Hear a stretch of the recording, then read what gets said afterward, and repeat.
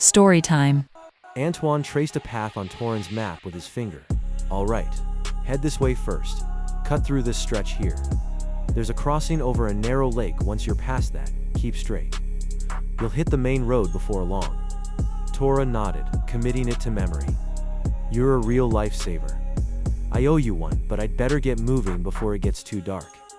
He folded the map, tucked it in his pouch. See you around. Safe travels, Antoine said. With a final wave, Torin disappeared between the trees. Antoine turned back toward home, the forest once again reclaiming its quiet. As he walked, a new sensation drifted through the air. Warm, rich. He stopped and took a slow breath through his nose. That smells great, he murmured. Breaking into a light jog, he followed the scent until the trees opened into a familiar clearing.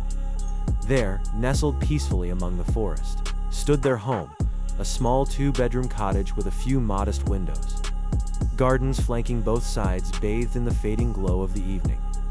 Antoine pushed open the door and called out, voice bright and easy. I'm home.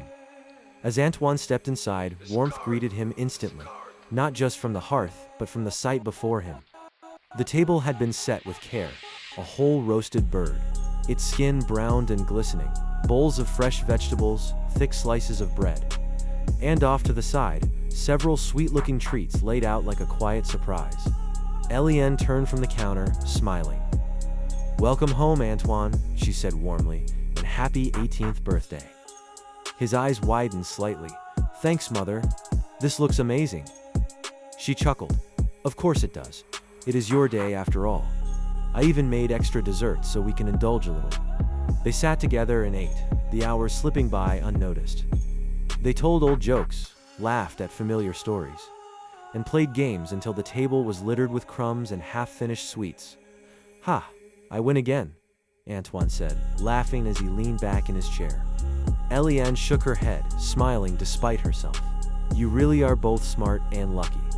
I'll have to come up with a better strategy next time. Together, they cleaned up, washing dishes side by side until the kitchen was quiet once more. By the time they finished, the night had fully settled in.